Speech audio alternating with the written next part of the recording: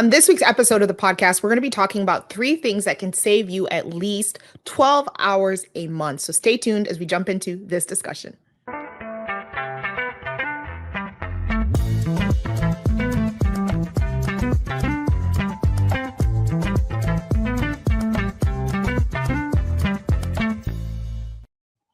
Welcome back to another episode of Stuff Your Accountant Isn't Telling You. I am Lola Turner, your host, and I'm welcoming back Mr. Terrell Antonio Turner, my co-host. Hi, Terrell. Hey, what's up? Hey, how are you? I am doing well. I mean, it's still we're still working through the tail end of tax season, so busy but good. All right, cool, nice. How's your week been? The week has been productive. I think getting some stuff done, making some sales calls, working with the team on improving our processes, because we're always trying to find ways to move faster and deliver quicker, so we can get the clients the information they need so they can make faster decisions. So it has been a week of gaining efficiencies. Awesome. Well, that's good. I think that aligns very well with what we're going to talk about this week. So very, very good and very timely because as a business owner, I understand a lot of business owners. You're listening to this, you're a business owner, even you, Terrell, is just your time is very valuable, and how you spend your time and how your team spends this time is also very valuable. So you always want to maximize your time. So I'm excited to jump into today's points we want to highlight. And these are going to be actionable tips, or I guess actionable tips that you can go do and make changes on relatively quickly to see the time savings, in when it comes to your business. Anything else you want to highlight before we jump in? Anything else you want to discuss? Yeah, I mean, I think about when it comes down to efficiencies, one of the things that comes to mind is that old saying of time is money.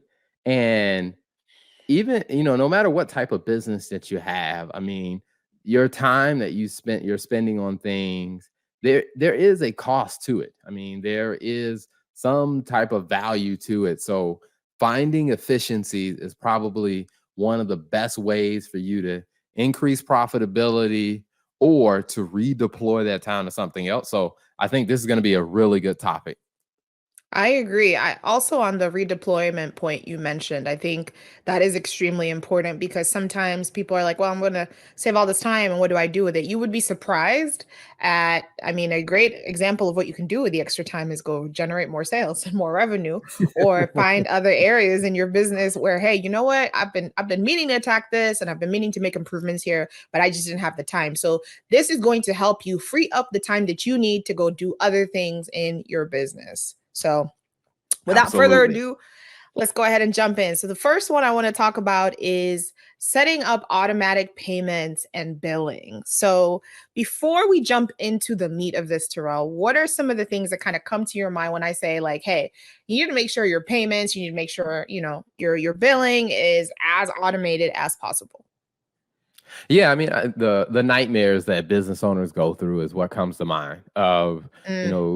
There have been so many businesses that I have, talked to. One is either they weren't billing, where I was talking to one business owner where I was looking at, hey, when's the last time you done invoicing? I was like, it's been about 4 months since I sent out invoices. We've kind of been operating off of we had enough cash in the bank on reserves. And I'm like, Oh, you wow. need to you need to send these bills out to clients. They need to pay you. We need to get these invoices sent out. Yeah, 4 months And is a long time. it is. I mean, because even if I drew the analogy this way, I said, hey, let's say if you were working a job, would you show Mhm. up and do your job for 4 months without getting paid? Chances are, no, you wouldn't. So I'm just like, why Right. are you doing that to yourself? Because it is your business. Yeah. And so when working with clients on stuff like that, is like, all right, we got a billing process in place. The other piece was, okay, how do you collect the payments? And people having questions about, well, I don't know which invoice is still open, or how do I make the payment, or can I get somebody on the phone so I can take the payment online? And it's just all of these different types of things. How do you, if you figured out a way to automate that, this would take a lot of headache off your hands. Plus, it will save you a lot of time from doing this back and forth, and you will get paid. Yeah, as someone who has done the billing for our business, I agree 1,000% with that because when we started, I mean, it was a slow process, and even as we grew and as we advanced, like I'm not gonna lie, like billing at the beginning of the month was something that I dreaded because I was just like, man, like you got to do the billing process, you got to make sure you don't miss stuff. And then also, like, especially for recurring clients, it's just, a lot of clients find it easier for you just to have if it's the same amount every month, just bill me, same process. I'll pay it every month. Let's set it as a recurring payment. And when we didn't have that option for our clients, it was just a very tedious and oftentimes like annoying process that I dreaded. So I absolutely can agree and say that automating our billing has saved me a lot of time. And also Yeah. automating, the other part I also want to add is not just automating the billing, but also automating the payment. So, like, for example, one of the Yeah. tools that we're recently using is I'm not, one of the tools that we use in our business for payments and setup and billing, the customer and client has the option to basically put their credit card on file, and every month it charges them. There's nothing that we have to do on our end, and that has saved countless of times, not just for us, but also for our clients, where they're not having to be like, "Oh, did I miss an invoice this month?" They can automatically know that each month at a specific set time, it's going to be charging them for that, for that service and that specific amount. I noticed you're a little hesitant to say the name, so I'm just gonna say it. So, all Because right, they're we use Ignition. podcast. All Because I'm right, like, you so ain't sponsoring our for podcast, so that's why that, that you? that's true, but I mean, I even think about it from the standpoint of just helping the audience. So I will Yeah, that's say true. is from my perspective, we use it used to be called Practice Ignition. Now they've rebranded, changed the name to just Ignition.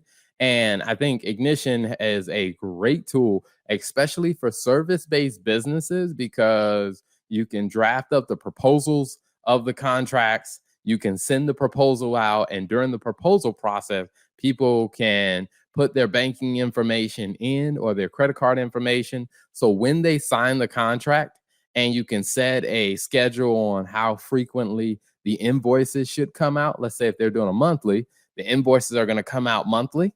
And when the invoices come out, it will charge the account number or the credit card on file. So that way you don't have to worry about going out and trying to chase people down to get payment or to collect funds and to collect money and stuff like that, because it is freed up it's freed up a good bit of time to where we're not having conversations. And I think also on the finance side is one of the things that people don't consider that they are spending time doing is when it comes down to decisions you're trying to make in your business about, like, hey, do we spend money on this, or can we move forward with this marketing strategy? Well, I got to wait until we collect payment from these customers. Well, if that stuff is automated, that money is going to hit your bank account pretty much on schedule, to where it's no longer causing you to delay and have to play this cash timing game that you used to play because you were waiting on collecting from people who owed you money. That's a good point. I think another one, just back to the ignition point, is that I think when it was originally created specifically for accountants, I don't know if part of the rebranding is now focused solely on service, or I guess more expanded to other service type businesses, but that is something to keep in mind. Any other points you want to make before we move on to the next point? Yeah, I mean, I do think for a lot of people is when it comes down to like that billing process, automating it is, your business is going to grow through different phases.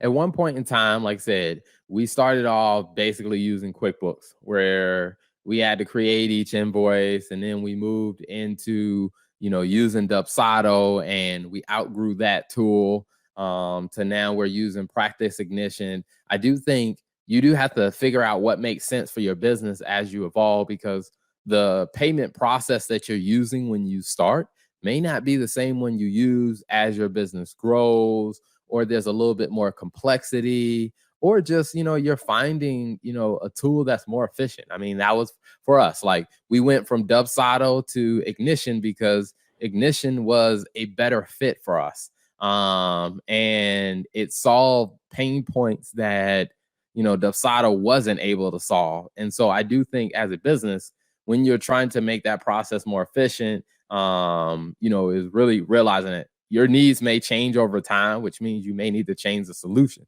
Now, practically speaking, From your perspective, Lola, how much time did us switching to Ignition and automating the collections process, how much time did that save on your end? I'd probably say 3 to 4 hours a month. And that's more so on the part of following up on the invoices because a lot of times if it was more so on a lot of times like people just don't see it or like hey it's drowned in the middle of all their emails, so really it was more so the following up and then also not having to do kind of the the billing every single month. So I still check it because we're a couple of months into Ignition, so I'll go through and I'll just validate it just to make sure everything goes out when it should. But it definitely is a lot less time now than it was before, so about 3 to 4 hours a month. Awesome. Awesome. So, what's the next tip we want to talk about? Actually, one thing, sorry, before we move on to the point, another point of the automated process that we didn't talk about was automated payments. So, automated billing is one piece, but also automated payments is another factor where if you have recurring, subscription based services or certain things like that where it's the same amount every month, automating those pieces as well so it makes it a lot easier and you're not having to go through and like pay bills every month, where you can avoid that. So the next one is a fun one that we also all love to talk about on the show, which is outsourcing your bookkeeping. So outsourcing your bookkeeping will save you a bunch of time every month. But Terrell, you are the subject matter expert here. So I want us to talk about, outsourcing bookkeeping. So when you think about that, what are the first things that come to your mind with outsourcing your bookkeeping and just some of the challenges like business owners that don't do it see? Yeah, I mean, I think the first one is most business owners who say that they're doing their own bookkeeping, they're not really doing it. They're waiting until whether it's their taxes need to be done or the thing that I consistently hear business owners say is, I know I need to update my bookkeeping or I know I need to update my accounting records. I just don't have time for it or I haven't gotten to it. And I'm like, if that's something that you're continually saying, like, one of a couple things either you need to, get the right tools, in which I meet with a lot of business owners where we'll do a consulting session where we'll help them understand either how to use the tools they have or we'll give them some easy to use tools so that they can start actually getting some visibility to what's going on. The second one is you got better things to do with your time.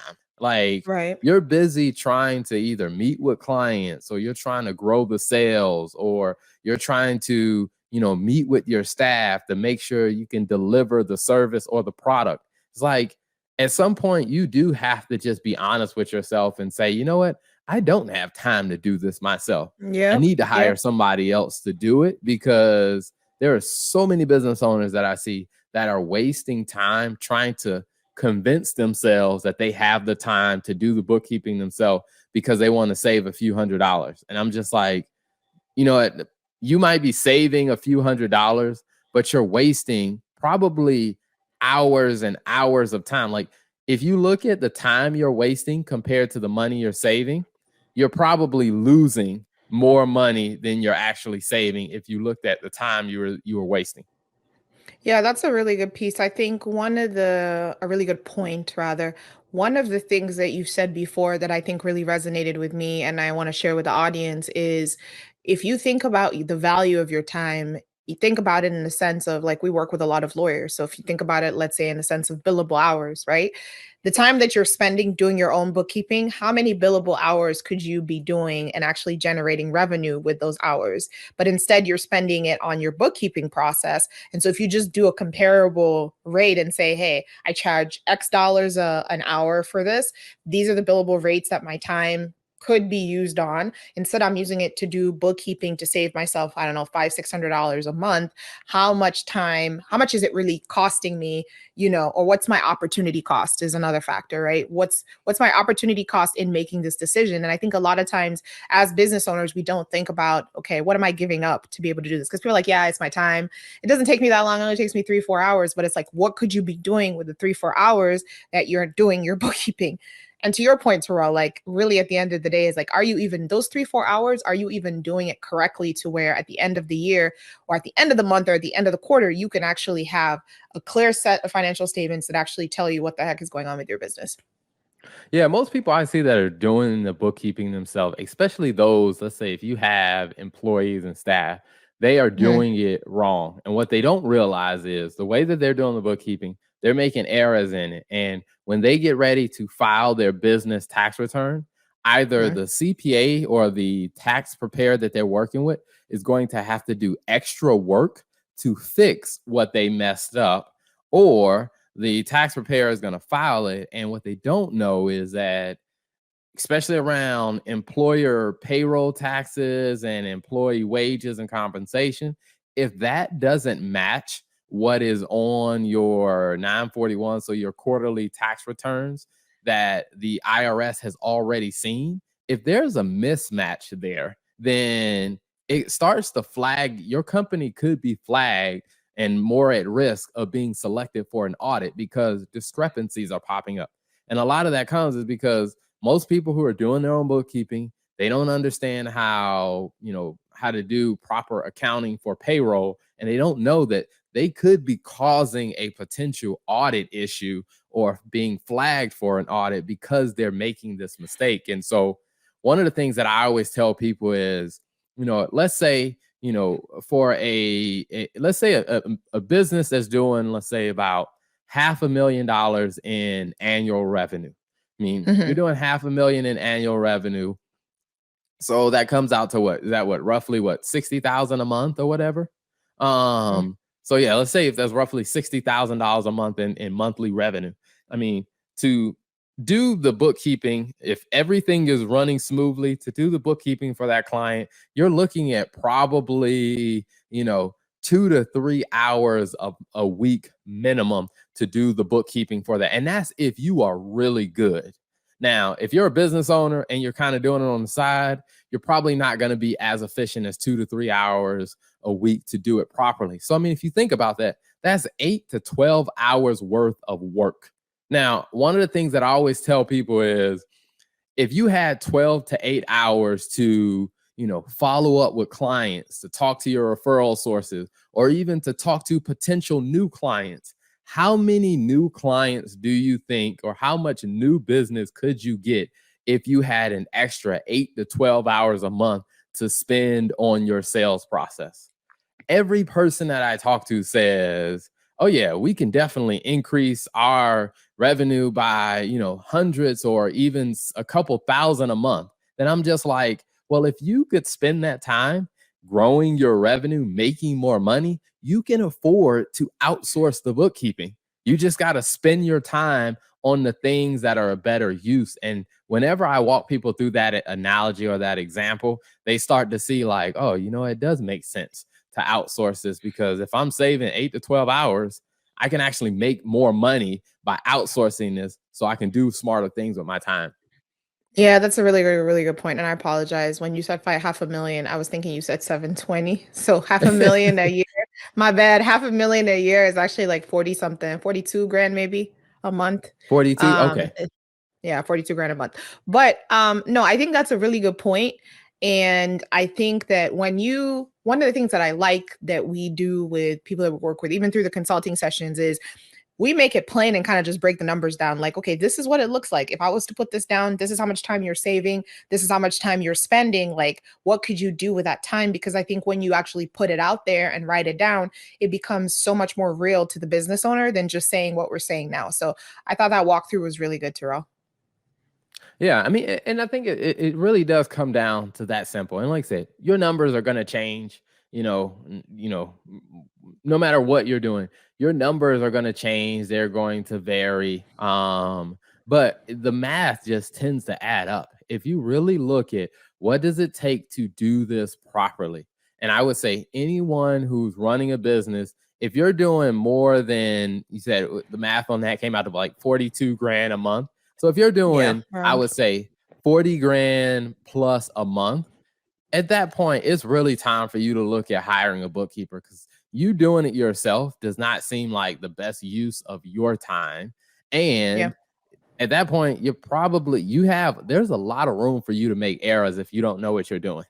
And those errors Yep. could turn out to be a bigger problem for you later. Yeah, I guess I'll just give an example because I think again, practical application.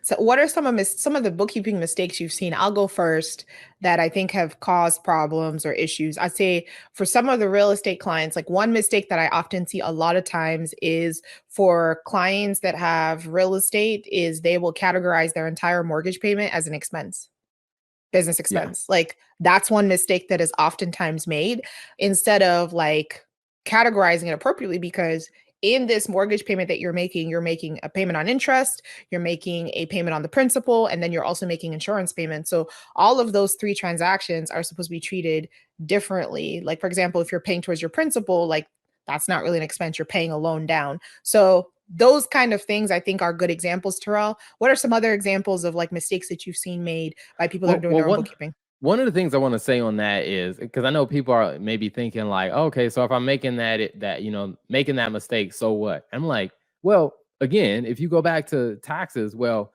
the bank that you have the mortgage with, they're Mhm. already filing a 1099 with the IRS, or I think it might be a 1098. I forget exactly which I one, think it's but they're 1098.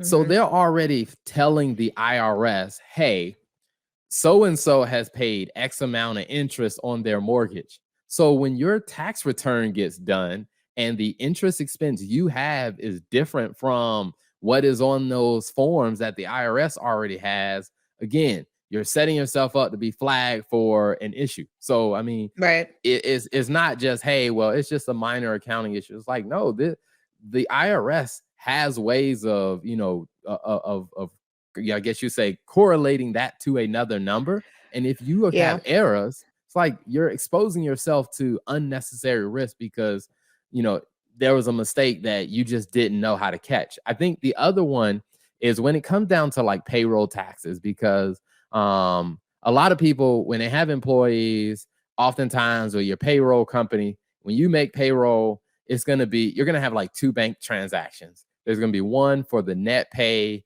that hits the employee's check, and then there'll be another transaction that are for the taxes. Now, this is the portion of taxes you withheld from the employees plus Mhm. the portion of taxes that the company has to pay. One of the things that I see a lot of businesses do is they put the whole thing to payroll taxes. Well, Mm. when you get ready to file your taxes, if that's the number you put on your tax return as the payroll taxes that you paid, again, the IRS is going to look at your 941s and see, well, the payroll taxes you reported on these forms is different from what you're saying in your tax return. Again, you expose yourself to an unnecessary error because you didn't understand how to do proper payroll accounting. And I'm like, you know, save yourself some time and headache and just hire a bookkeeper. Yeah, and the other thing also that I think about is oftentimes, people are like, whatever, like I have someone that does my taxes, they'll catch this, they'll fix it at the end of the year. It's going to cost you money to fix it because now they're having to go back and basically do a root cause analysis, figure out where the problem started, fix it for you. And all those are hours, which is why one of the reasons why your tax bill may be as high as it is because they're going back and basically having to fix and replicate it. And a lot of times it doesn't guarantee the issue is actually going to be caught because to be fair, a tax accountant is doing how many, like hundreds of tax returns at Yeah, I at a mean, given time. So there's really no guarantee that even if there is a mistake that you make on your end, that your tax accountant or tax preparer is going to be able to catch it in a very short period of time because you have a year's worth of financial records that they're basically having to prepare on the spot for you and then also make sure it's done correctly. And I mean, it just leaves room for errors. yeah, I mean, I would say it's like even if you think about yourself, I mean, let's say, if you were on a tight deadline and you had, 100 things that you had to get cleared off your list within the next Mhm. 2 weeks, how much time to detail are you giving each of those 100 things? Listen, you focus on the top first, the ones that are going to cause the most, that are the most impactful. So I'm guessing probably revenue, like a couple of things, and then everything else is like if I get to it, I get to it, right? And that's not the right thing, and that's not the right approach. But to be honest, you don't want to find yourself in that position. But you will find yourself in that position is if you don't have a good bookkeeping process And a lot of times it's just hire a bookkeeper to do all this for you, because then it's on them to make sure they get you correct financials, and it becomes a very seamless process to hand that over to your tax accountant at the end of every year, and takes the headache away from you. And I think that's why a lot Yeah. of people dread tax season. Business owners dread tax season because it's almost like, man, like I have to go figure out and remember what happened at the beginning of the year, because they weren't really as engaged in that through the year. Yeah. One of the other things that I would say, and this has happened a couple clients where we've taken some clients on and they were using different types of like payment processors. And in the process of us, digging into the details, doing our reconciliations, we identified some really big issues to where there were some payment processors that had gotten set up where they weren't set up properly. So they weren't actually receiving the cash in their bank account associated to all these sales. And I remember talking to the client, we laid it out and said, "Hey, there's about $120,000 that are missing. We need to go back to this payment processor. We need to talk to them." We talked to them, came back, and they said, "Yes, your money has been sitting in this escrow account because we didn't know where to Wow. send it." And so, Wow.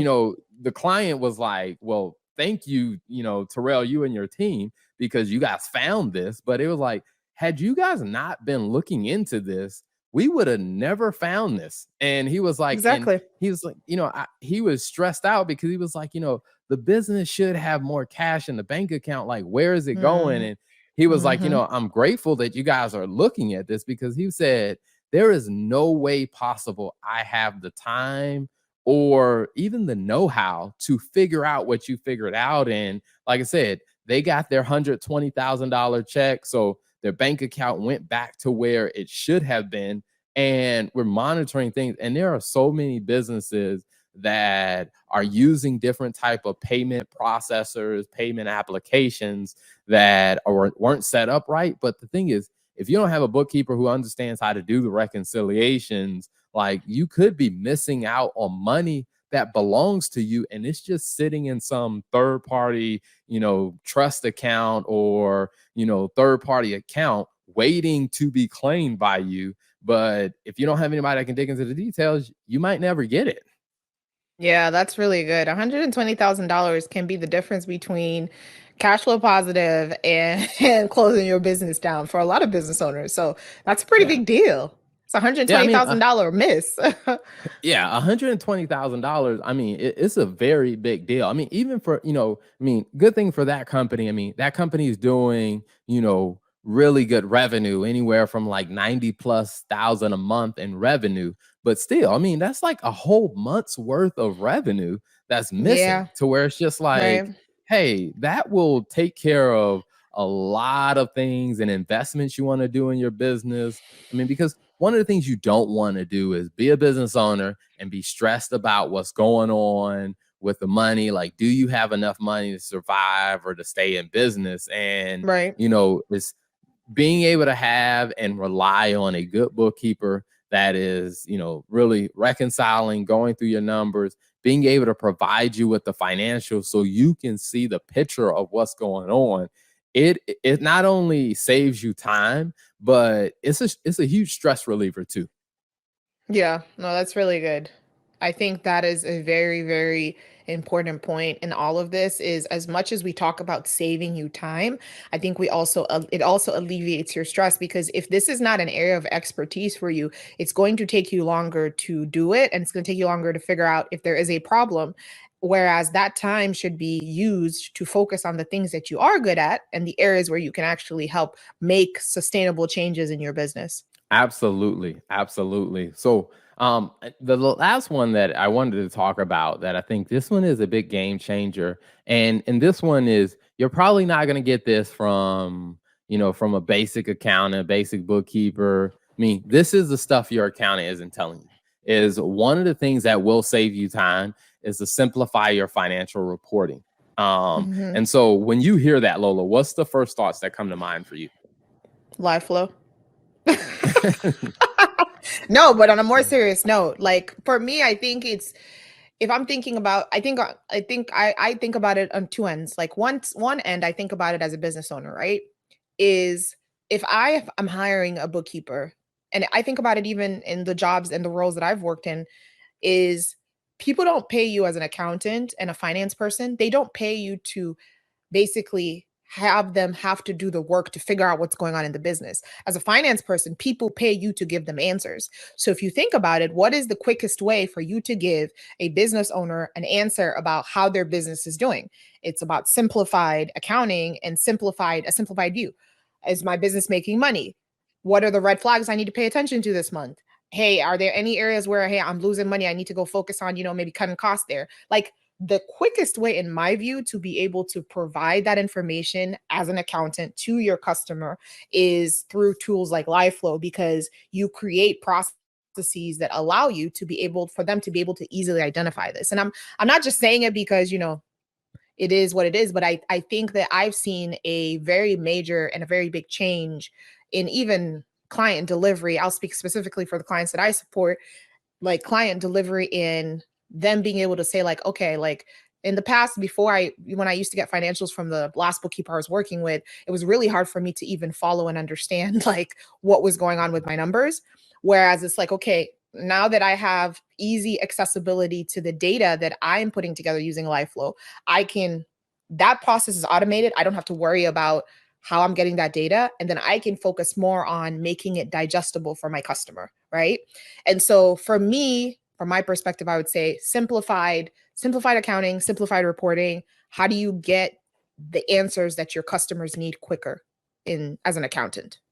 How about you? I feel like I Yeah, I talked a mean, lot. I Go think ahead. that I think that getting to the point, I mean, it is how do you make it easier for your clients to understand what's going on? Because the Hmm. truth of the matter is, most business owners do not understand how to read financial statements. And that's not a bad thing that they don't understand how to read financial statements, because they don't need to understand all of it. I mean, especially if Right. you have an accountant, like it's the accountant's job to tell you what you need to know in it and help you Right. understand the parts that are relevant to you. Like, for example, like I was on a call with a client yesterday and we were talking through, she was saying, what are the 6 statements that I really need to know? And we went through the P&L in detail. And I was like, to be honest with you, we went through her balance sheet, but I'm like, really, the things that are going to change on your balance sheet is the cash, your credit card balance, and the balance on this loan that you have outstanding. All the Mm. other stuff, like, your retained earnings, shareholders' equity, like, you don't really need to know. You're not making day-to-day decisions that are driving that. Like, we can talk about that if you have a specific question. But what I really wanted to focus your attention on, because I only have a limited amount of time, because, she was in between, going through, she was the lead attorney on 7 different trials.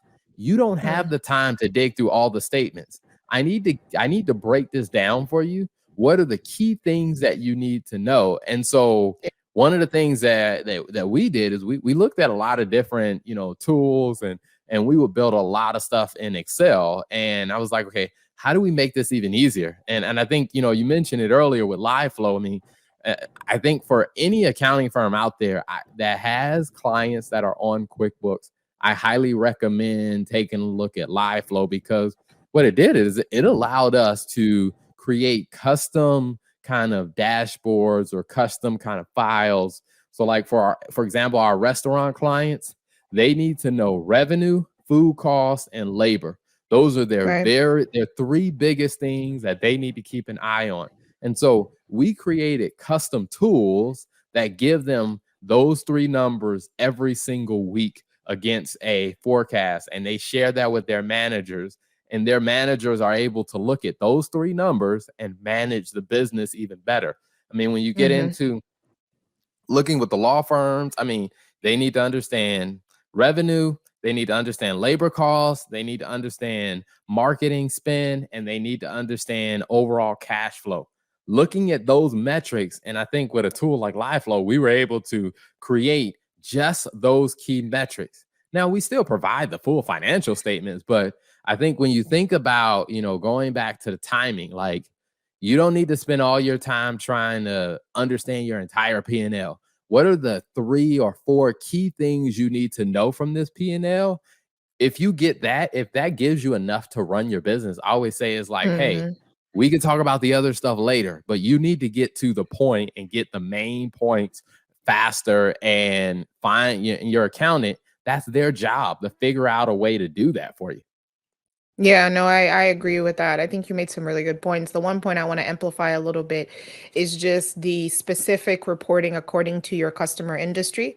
So, like, for example, if you're in, like you said, the restaurant space, there are things that you're going to focus on that, someone that owns a law firm may not be focused on. And so I think my recommendation to accountants is always looking for the easiest way to provide value to your clients, because at the end of the day, you're serving these customers. And I remember specifically in my case, even just a lot of times with sales guys that I would work with in my last couple of roles, a lot of times the question was, hey Lola, like what do I need to go sell? Right. And for them, it was a question of there was heavy focus on revenue. And so I needed to be able to see what is their agreed upon target we've established, and where are they month to date versus that target, what's the gap, and where do they need to do to hit it. So I think the financial statements as a whole are great, but I think a lot of times, like you said, business owners don't have the bandwidth to be able to sit down and go through the entire financial statements and do a deep dive. So, how do you, as an accountant, tailor that information to make it easier for them without basically having it be an exhaustive process for you, an exhausting process for you? And then the way to do that is to leverage the tools that you have.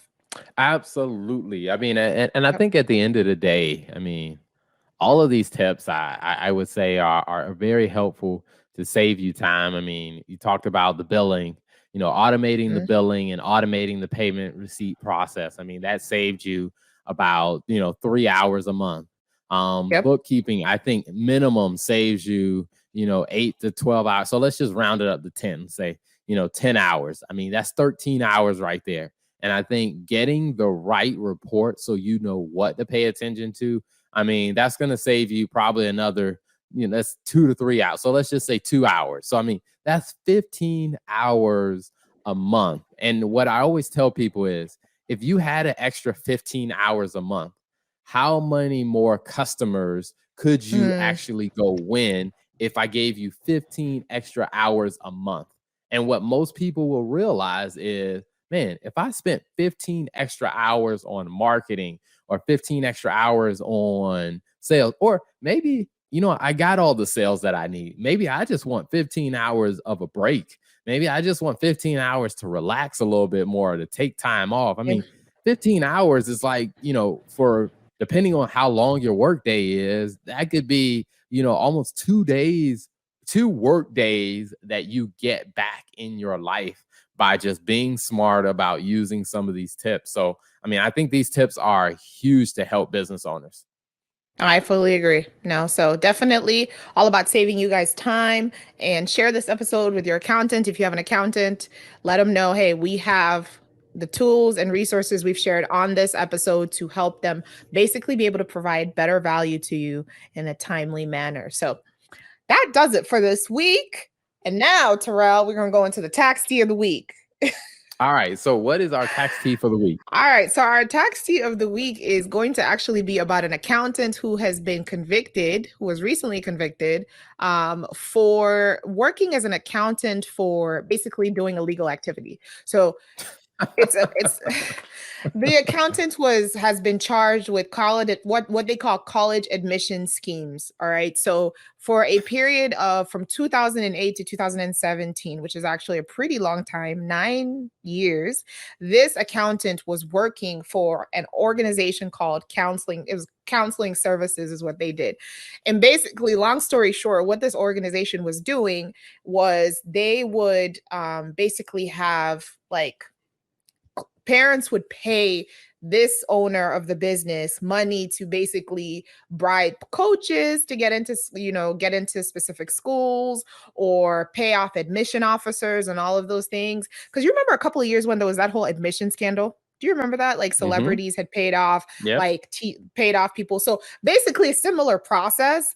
But this was the accountant for that business, and so he was charged with like at least they were smart and got an accountant, right? But he was charged with like invoicing parents for these illegal payments. So basically, the company would pay the bribery charges to the college admission officers or the coaches, and then he would turn around and invoice The parents. invoice the parents. And then he actually claimed that it was like legitimate. I don't remember what he called the charges, but he actually claimed it on the financial statements of the company, which per the rule of the IRS, you have to mention all of business related charges, even though they may be illegal.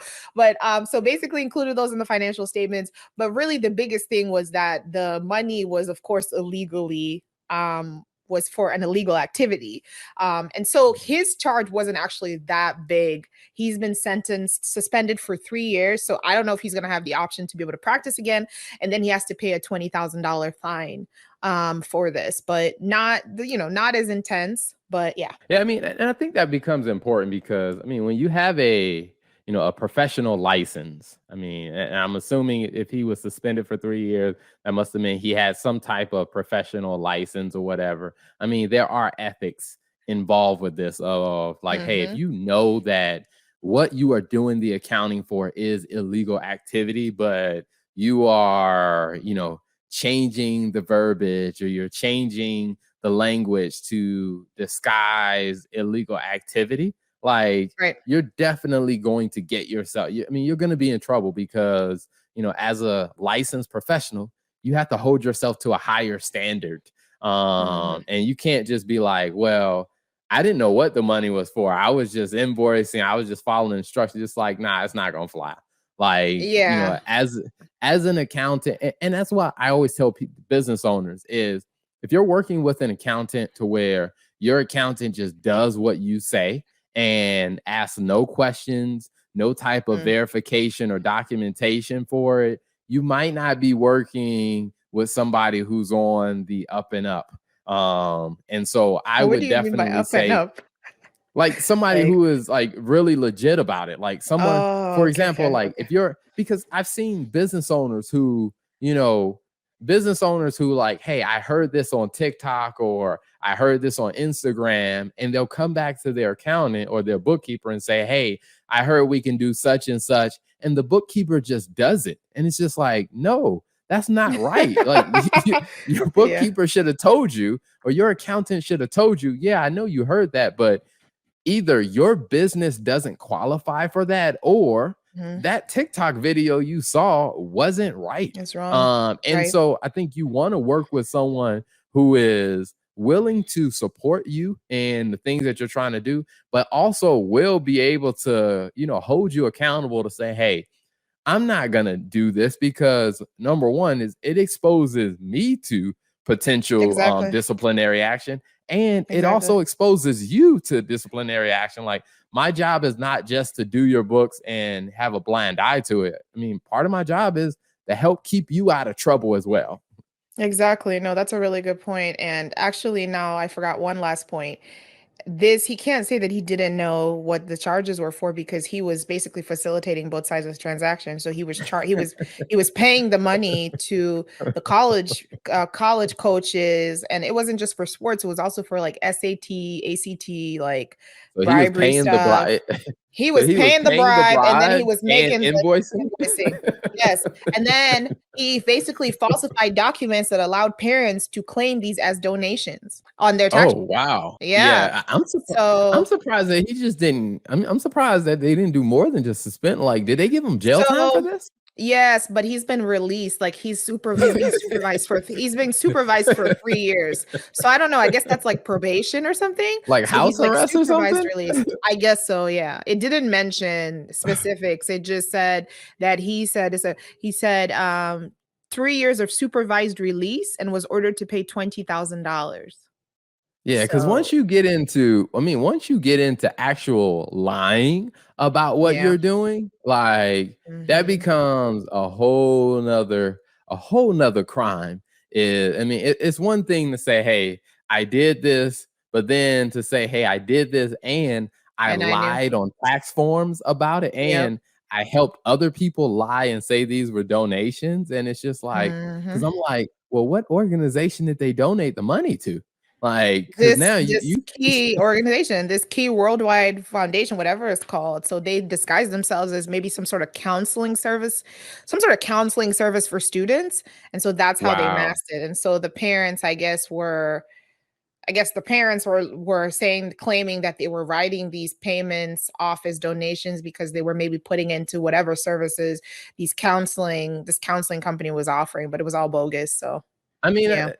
I would say that is so wrong on every level. And this will be the last thing I say on this because I know we got to wrap this up. But I mean, I do think this one is a warning for anyone who's giving to a charitable organization. If you are directly receiving some type of benefit from that organization, then the gift that you're giving, it might not be 100% tax deductible. Like you can only Mm, deduct, the value of whatever you're giving that may not be directly attached to some benefit that you're getting back. Like, say for example, like if I'm paying for my child to go through some counseling program, like I can't deduct that as 100% tax deduction because my child is receiving a direct benefit attached to the money that I'm giving. So, I mean, if you ever find a situation where that's happening, like I will say is it is a red flag. You definitely need to talk to someone who knows what they're doing so you don't end up getting yourself into trouble. And because I'm sure all of these families that took these as deductions for these 9 years, now all of their tax returns have to be amended and they got to go back right. and they got to pay taxes on this. And plus, their child probably got kicked out of school once they found out. So it's like you got to Yeah. pay taxes. You can't get your money back. Your child got kicked out of school. And you might actually get in trouble for this to where it's just like, man, this is a mess. Yeah, and I was gonna say, like, I guess because they were convicted in 2022, what happens if you've already graduated at that point? Like, do they repeal your admission or your degree? Like, how do you even handle that?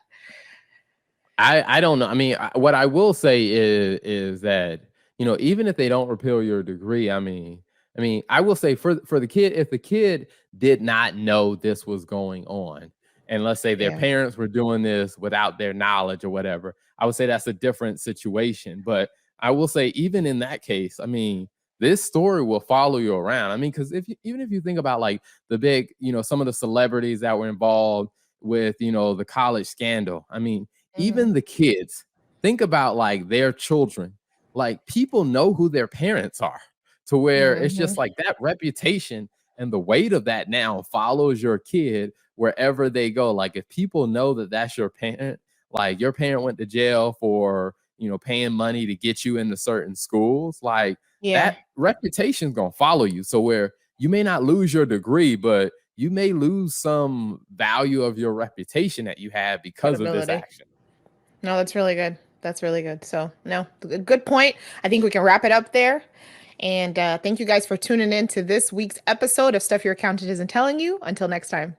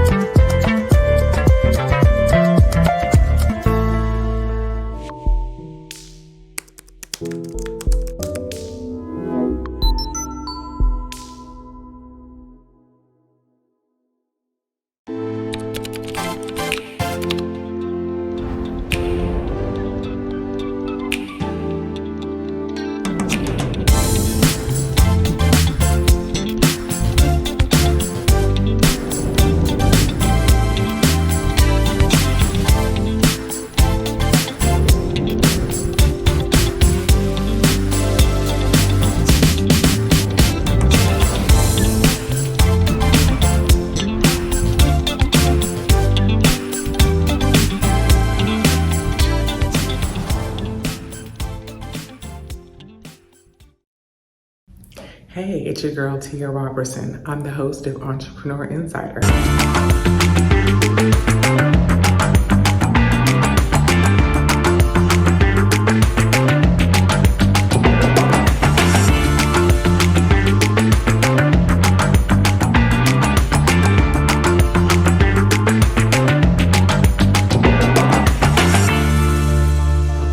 on IETV every Thursday at 6 p.m. Eastern for entrepreneurs and news that you need to know about. See you there.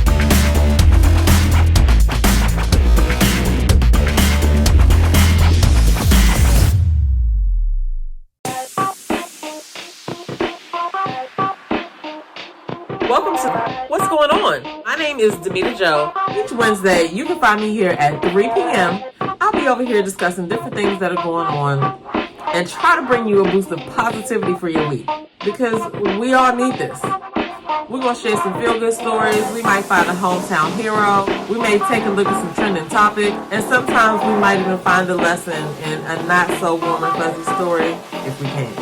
I'm Demita Joe, and I'll see you guys on the next episode right here on What's Going On?